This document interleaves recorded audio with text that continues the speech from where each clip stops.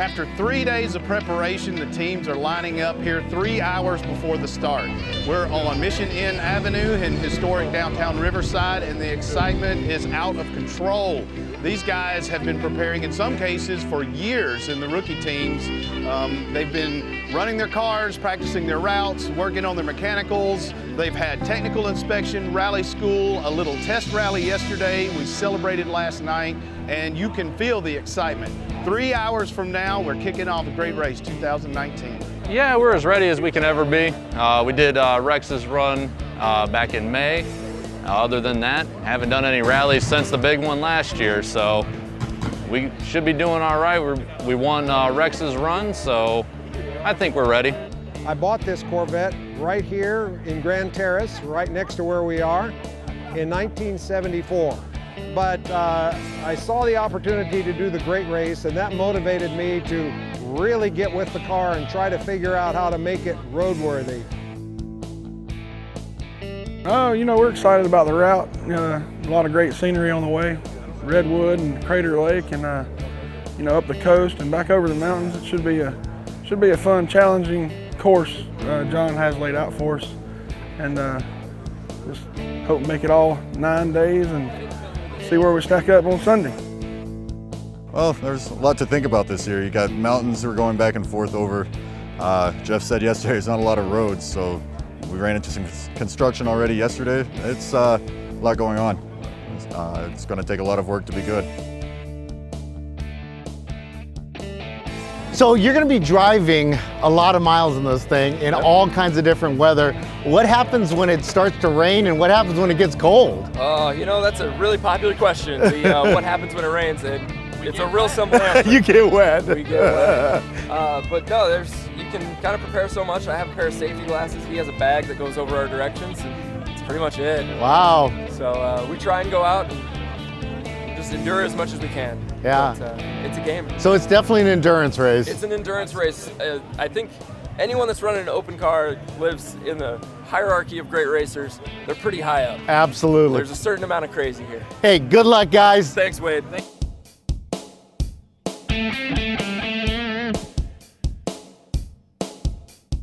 I've got 120 cars behind me from 1909 through 1974, and they're getting ready to have the trip of a lifetime. The backdrop here is historic Mission Inn. We've been here for 4 days in Riverside, and we've done it all. We've done whale watching, we've had banquets, we had a practice rally. This has been one of the best start cities we've ever had. Kind of hate to leave, but we got to be in Lancaster, California tonight, and we're going to spend 9 days to do 2,300 miles. We're going to see a lot of great sights, going over the Donner Pass near Lake Tahoe. We're going to be on the coast of Northern California. We're going to see Crater Lake up in Oregon, Mount Hood, Mount Rainier, all the way into Tacoma for the finish on June the 30th. So hang on, here we come for the best great race ever.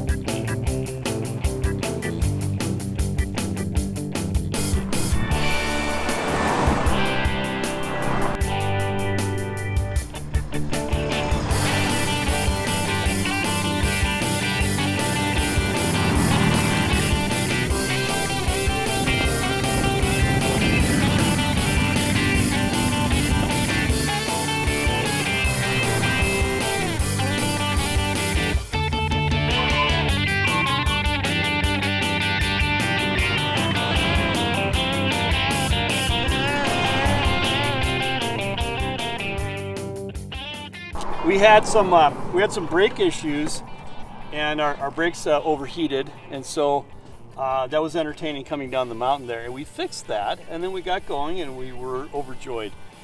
And then suddenly started sputtering.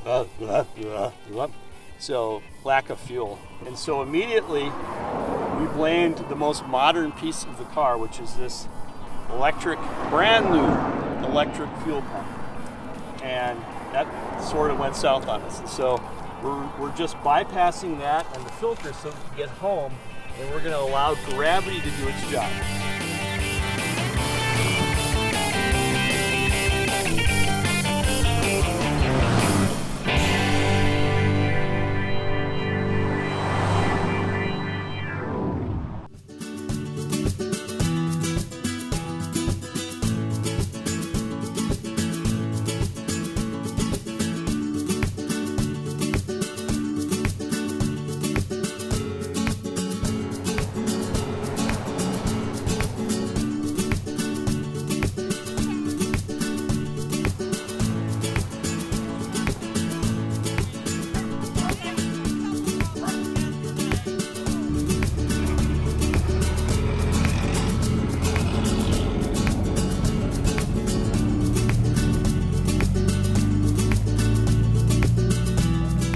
Oh yeah, it's we have to change things up, keep things fresh, you know. We can't get too complacent with something that actually works. I think it's gonna go real well. The car is a good runner, has good karma. I really feel good about it. It's just definitely a lot of changes right now.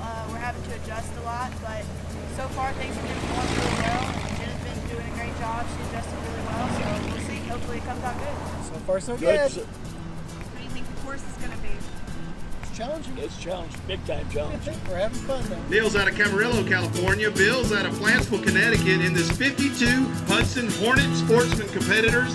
This is their third race together. Guys, bring that great car in here. Welcome. Very special team. Last year's winner, number 91, father and son Jeff and Eric Fredette from Beecher, Illinois. Welcome, boys.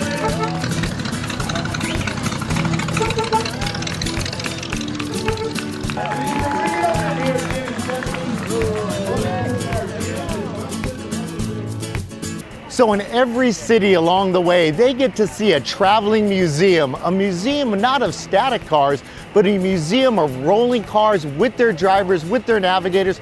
They get access to the drivers and navigators that they can talk to about their journey and their adventure, and it's a wonderful time sharing the automotive pastime with so many people.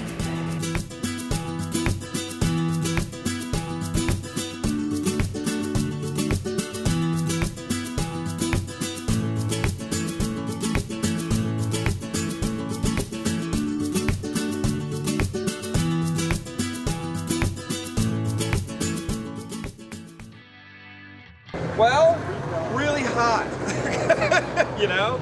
So the trick with this is a 1916 Hudson, and the way this is built, the suspension is almost completely flat, like the way they've got the springs arched, so it's really stiff. And we had a lot of sections where there were these little washboard roads going slow speeds, and it was really tough to keep your foot accurately on the throttle because you're just the whole time shaking the hand out of your wheel, and so it was tough. It was a really hard day for driving.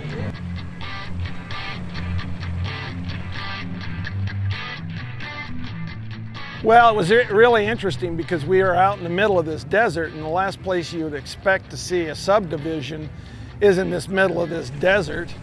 And we were taking all the directions from the drive directions, and we were making the turns, and we got stuck in the subdivision, and we just kept going in circles and going in circles. And the reason why we were going in circles is because we kept expecting to find the street at the next intersection because the direction says turn right next intersection, but that's not really that's not how you should interpret it. It's go right and find that street, then turn right, or turn left, or go straight. So after we spent about 10 minutes messing around going in circles in the neighborhood, we finally figured it out that we were on track because we kept seeing cars go by, and we knew there's like, well, we had it right, we just didn't go far enough. So lesson learned for today. We thought we did pretty good, but our times weren't as good as we thought they should have been. But we had a great day, no car problems, a lot of long uphills, but we were able to make it.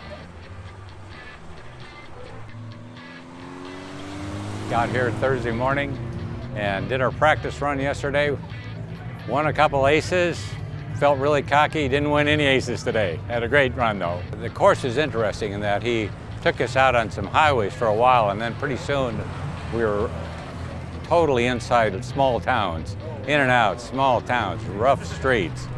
Difficult time trying to keep up with everybody.